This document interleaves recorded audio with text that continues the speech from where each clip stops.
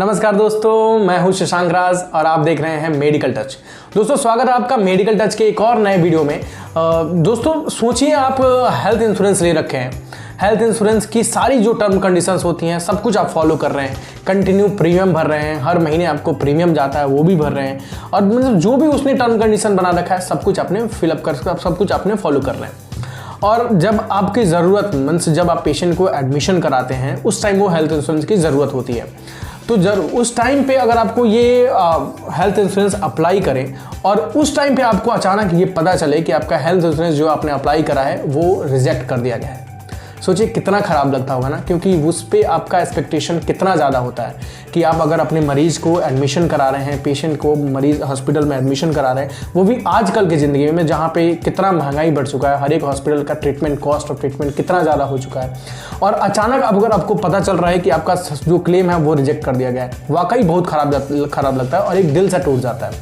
तो उसी टॉपिक है आज का। इस टॉपिक हमारा यही है कि क्लेम आखिर रिजेक्ट क्यों होता है, क्या वो मेन रीजंस क्या होते हैं, वो रिजेक्ट को आप कैसे बच सकते हैं होगा। तो इसी टॉपिक पे आज हम लोग डिस्कस करेंगे। इसी मेन टॉपिक हमारा यही रहेगा, हम लोग फोकस उसी पे करेंगे कि ये क्लेम आखिर रिजेक्ट क्यों हो जाते हैं, वो क्या गलतियां होते हैं, क्या क्या मिस्टेक्स हो जाते हैं, या फिर क्या क्या सावधानी बरतनी चाहिए आपको जो कि ये आपको ऐसा कुछ कभी फेस ना करना पड़े। तो उसी टॉपिक पे डिस्कशन करने के लिए आज हमारे साथ हैं मिस्टर सैयद।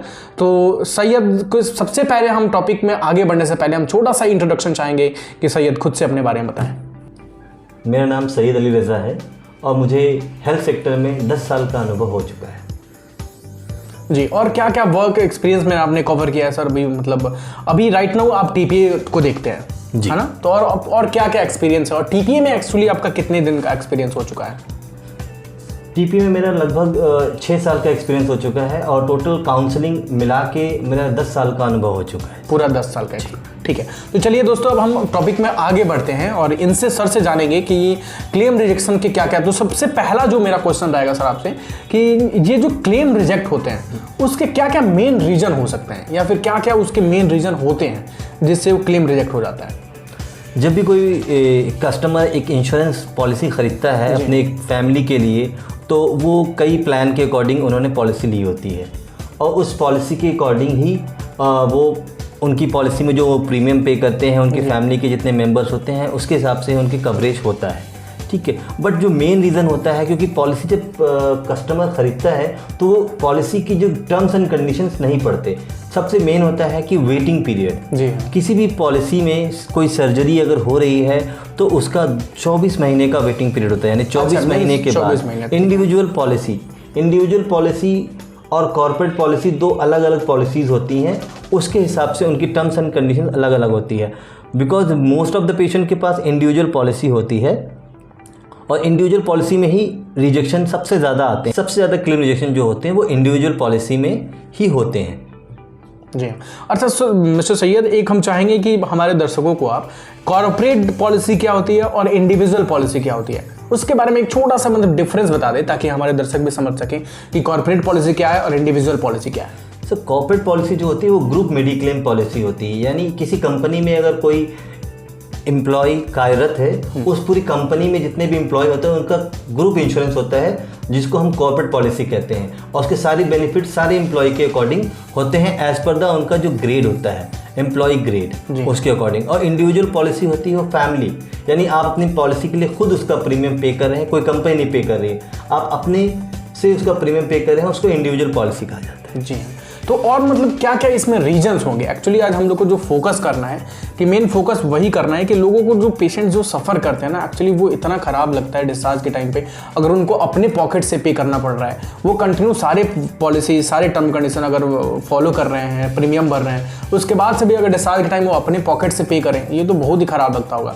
तो क्या क्या रीज़न आप बताएंगे एक्चुअली जो आपको होता है? जैसे एक आपने बता दिया वेटिंग पीरियड, और क्या क्या रीज़न हो सकते हैं सर इसमें? इसके अलावा जो होते हैं PED, pre existing disease non disclosure and congenital diseases.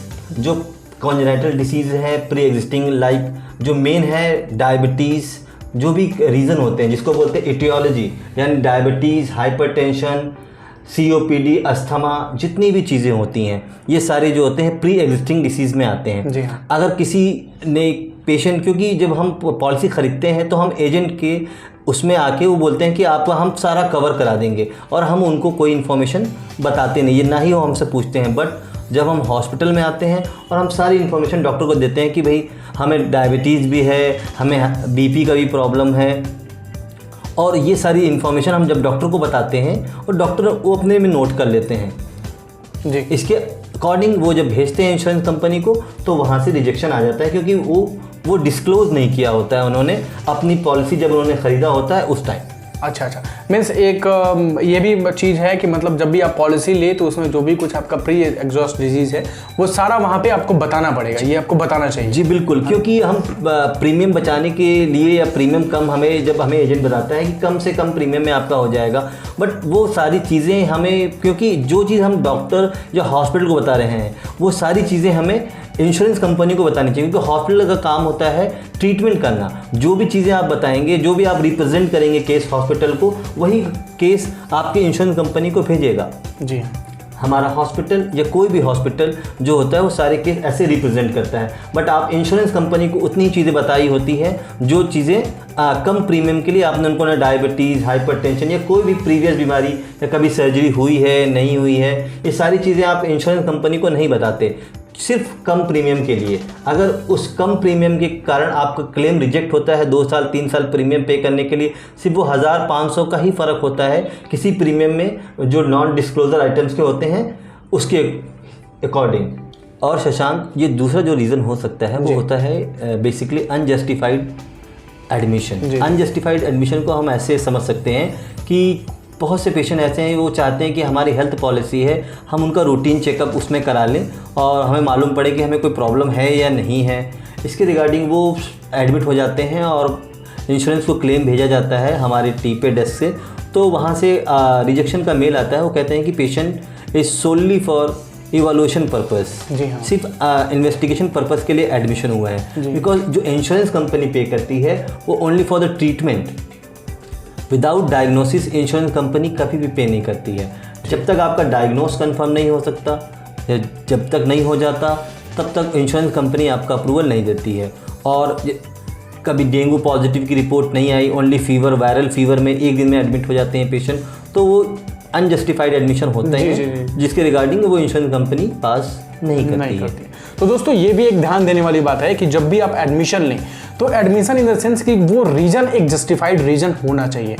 Means admission अगर आप ले रहे हैं तो वो वाकई ज़रूरत हो एडमिशन का, तो ही मतलब एडमिशन आप टीपी आपका अप्रूव करेगा। मीन्स ऐसा नहीं है कि कोई आप इन्वेस्टिगेशंस कराने के लिए एडमिशन हो जाए और वो हॉस्पिटल में आप एडमिट हो रहे हैं तो उस चीज़ के लिए भी आपका टीपी आपका रिजेक्शन कर सकता है। और मिस्टर सैयद, हम अगले क्वेश्चन के बारे में जानना चाहते हैं कि कई बार हमने ऐसा सुना है कि कई अटेंडेंट से या फिर कई लोगों से ऐसा सुना है कि हॉस्पिटल की गलती से उनका क्लेम रिजेक्ट हो गया, तो इसमें कितना सच्चाई है कि हॉस्पिटल की गलती से किसी का क्लेम रिजेक्ट हो जाता है? ऐसा क्या पॉसिबल है क्या? देखिए शशांक जी, ये चीज़ें ये बोलने की बात है, क्योंकि बहुत से पेशेंट जब वो फ्रस्ट्रेट हो जाते हैं तो उनको लगता है कि हॉस्पिटल गलती है, बट जहाँ तक मेरा मानना है कि इंश्योरेंस को जो आप रिप्रेजेंट किया है आपने पॉलिसी लेते टाइम और हॉस्पिटल को जो आपने बताई है इंसिडेंट या एडमिशन के टाइम, वो दोनों चीज़ में अगर कोई भी मिसमैच होता है तो इंश्योरेंस कंपनी क्लेम रिजेक्ट कर देती है। जी, सबसे मेन जो कारण होता है वो ये होता है कि आपकी इन्फॉर्मेशन जो आपने इंश्योरेंस खरीदते समय दी और जो आपने एडमिशन के टाइम जो भी इन्फॉर्मेशन आपने डॉक्टर को बताई, ये दोनों में अगर कुछ भी कॉन्ट्रडिक्शन होता है या कुछ भी तालमेल नहीं होता है तो इंश्योरेंस कंपनी अप्रूवल नहीं देती है। और बहुत से लोग कहते हैं कि टीपे डेस्क ने हमारा क्लेम डिले कर दिया भेजने में और काफ़ी टाइम लगा लिया, क्योंकि कोई भी एक इंश्योरेंस कंपनी का जो गाइडलाइन है उसके हिसाब से एक टैग टाइम होता है अप्रूवल आने का भी और अप्रूवल के लिए भेजने का भी। जनरली 15 मिनट में हम किसी भी डिस्चार्ज को यहाँ से भेजते हैं और अप्रूवल के लिए हमें 4 घंटे का 2 से 4 घंटा मैक्सिमम 4 घंटे की एक टर्न अराउंड टाइम होती है इंश्योरेंस कंपनी की अप्रूवल के लिए। तो और जो कस्टमर हैं वो कभी कभी अपनी इंडिविजुअल पॉलिसी जो उनकी होती है उसमें वो टॉपअप पॉलिसी दे देते हैं। अब इंश्योरेंस पहले बेस पॉलिसी पे ही जो है उस पर वर्क करता है, तो अगर आपने बेस पॉलिसी ना दे के टॉपअप दे दिया है तो वहाँ से कोई इंटीमेशन ही नहीं आएगा आपको, या आपने कोई आपकी टीपीए चेंज हो गई है, क्योंकि इंडिविजुअल पॉलिसी में पॉलिसी जितने भी हैं उसमें पॉलिसी में चेंज होते हैं हर साल टीपीए थर्ड पार्टी, क्योंकि इंडिया में जो 4 बड़ी कंपनियां हैं, national, United, new India, oriental, इनके 35 टीपीए हैं और ये हर साल पॉलिसी जब हम रिन्यू होता है तो ये चेंजेस होते हैं। तो इसमें कभी कभी आपने जो कस्टमर है वो हमें सही टीपीए का नाम नहीं देते, जिससे उनका क्लेम आने में डिले हो जाता है। यही सारे कारण हैं। और मिस्टर सैयद, मेरा जो आखिरी क्वेश्चन होगा इस टॉपिक के ऊपर, वो मतलब अगर कोई पेशेंट का ये क्लेम रिजेक्ट हो जाता है तो उसके बाद वो क्या कर सकते हैं, उनके पास क्या ऑप्शन बचते हैं? अगर मानिए कि उनका क्लेम रिजेक्ट हो गया, फिर उनके पास क्या क्या ऑप्शन हो सकते हैं, वो क्या कर सकते हैं? सर, सबसे पहला तो एक बार वो रिकन्सिडरेशन के लिए भेजेंगे कि इंश्योरेंस में डॉक्टर जस्टिफिकेशन लेटर देगा कि अगर कोई भी जैसे इन्वेस्टिगेशन पर्पस के लिए कोई डायग्नोस कंफर्म है तो उसके अकॉर्डिंग वो भेजेंगे इंश्योरेंस कंपनी को रिकन्सिडरेशन के लिए। जी। और रिकन्सिडरेशन के बाद भी अगर रिजेक्शन आता है तो जो ऑप्शन है वो है रीइंबर्समेंट का। रीइंबर्समेंट में क्या है कि इंश्योरेंस कंपनी को पूरा टाइम मिलता है, वो रीइंबर्समेंट के लिए 1.5 से 2 महीने का टाइम होता है कि वो सारे पेपर को वो स्टडी करते हैं, उसके बिहाफ पे वो अप्रूवल करते हैं। जी। तो जो रिकन्सिडरेशन बोलते हैं आप बता रहे हैं आप, तो रिकन्सिडरेशन क्या ये हॉस्पिटल करता है या फिर पेशेंट को अपने खुद से करना पड़ता है? ये हॉस्पिटल करता है। ये हॉस्पिटल करता है। ट्रीटिंग डॉक्टर लिख के देते हैं कि पेशेंट इस रीजन की वजह से एडमिट हुआ था और ये कोई इन्वेस्टिगेशन पर्पज नहीं, पेशेंट का ये डायग्नोस था, इसके बिहाफ पे ये ट्रीटमेंट हुआ, या जो भी रीजन होता है वो डॉक्टर जस्टिफाई करता है, इसी को रिकन्सिडरेशन बोलते हैं। अच्छा। और उसके बाद से भी अगर क्लेम रिजेक्ट हो जाता है तो उसको बोलते हैं रीइंबर्समेंट। जी, रीइंबर्समेंट। हाँ, रीइंबर्समेंट होता है वो पेशेंट खुद करेगा वो। जी, रीइंबर्समेंट का मतलब है सारे जितने भी पेपर्स हैं, यानी जो बिल, आपके इन्वेस्टिगेशन रिपोर्ट्स और पॉलिसी पेपर, कैंसिल चेक, और जितने भी उनके रिलेवेंट डॉक्यूमेंट्स होते हैं वो सारा अटैच करके रीइंबर्समेंट के लिए फाइल करते हैं। देन उसके अकॉर्डिंग उनके अकाउंट में आता है। अच्छा। ये सारे फिर जो भी अमाउंट अगर वहाँ से रीइंबर्स होता है उनके अकाउंट में अमाउंट आता है। और मिस्टर सैयद, सबसे आखिरी में हम आपसे एक पर्सनल एडवाइस लेना चाहेंगे, पर्सनल एक चीज़ पूछना चाहेंगे कि आपका क्या टिप्स है अगर कोई पेशेंट अपने आप को या फिर कोई अटेंडेंट अपने आप मरीज को एडमिशन करा रहे हैं हॉस्पिटल में, तो आपकी तरफ से आप क्या टिप्स देना चाहेंगे पेशेंट को कि उनको कुछ ज़्यादा ये सब सफ़र ना करना पड़े? मीन्स 80% उनका चीज़ सब कुछ एक अच्छे ढंग से हो जाए, सब कुछ डिडक्शन वगैरह ये फिर जो भी कुछ आपने बताया वो सब फेस ना करना पड़े। उनको क्या क्या एक्टिविटी अपने आप में रखना चाहिए ताकि ये सब उनको डिटेल्स में कुछ भी फेस ना करना पड़े? सर, सबसे पहले तो मैं सारे जितने भी कस्टमर हैं जो भी इंश्योरेंस के हैं उनको मैं ये सलाह देना चाहूँगा कि जो इन्फॉर्मेशन है वो should be same. Information insurance को और हॉस्पिटल को दोनों एक ही होनी चाहिए, ताकि कम से कम कोई भी कॉन्ट्रडिक्शन आए पॉलिसी या अप्रूवल में, ताकि उससे उनका अप्रूवल आने में आसानी हो। जी। और दूसरी चीज़ कि उनको भी चेस करना होगा, ताकि ये कि हॉस्पिटल ने भेज दिया पेपर, बट आप अपनी एजेंट या पॉलिसी जो भी आपने जहाँ से पॉलिसी ली है, आप उनसे बात करके पूछ सकते हैं कि हमारे क्या प्रोसेस चल रहा है, उसके अकॉर्डिंग वो भी अवेयर हों, ताकि उनको भी पता चले कि क्या चीज़ें इंश्योरेंस कंपनी नहीं पास करी है, क्या डिले हो रहा है। हाँ, मीन्स एक्चुअली कहने का मतलब ये है कि क्या टीपीए और हॉस्पिटल के बीच कन्वर्सेशन चल रहा है, उसमें अटेंडेंट को भी ये पता होना चाहिए। जी, बिल्कुल। मतलब वो दोनों टीपीए क्या बात कर रही है, हॉस्पिटल क्या यहाँ से भेज रहा है, ये सब सारे डिटेल्स अटेंडेंट को भी पता होना चाहिए कि वो क्या कन्वर्सेशन दोनों के बीच में चल रहा है। जी, ठीक है। तो दोस्तों, ये थे कुछ इंपॉर्टेंट टिप्स ताकि आपको सब कुछ ये डिले, डिडक्शन, ये सब सारा कुछ फेस ना करना पड़े। मिस्टर सैयद ने हमको बताया, तो सैयद जी बहुत बहुत धन्यवाद आपका कि आपने इतना इन्फॉर्मेशन जानकारी हमारे सभी दर्शकों को बताया, ताकि मैं आशा करता हूँ कि इससे काफ़ी अच्छे जानकारी लोगों को मिला होगा और बहुत यूज़फुल होगा सभी लोगों के लिए। तो बहुत बहुत धन्यवाद सैयद जी आपको हमारे दर्शकों को इतनी अच्छी इन्फॉर्मेशन पहुँचाने के लिए। शुक्रिया शशांक जी, धन्यवाद। शुक्रिया मेडिकल टच।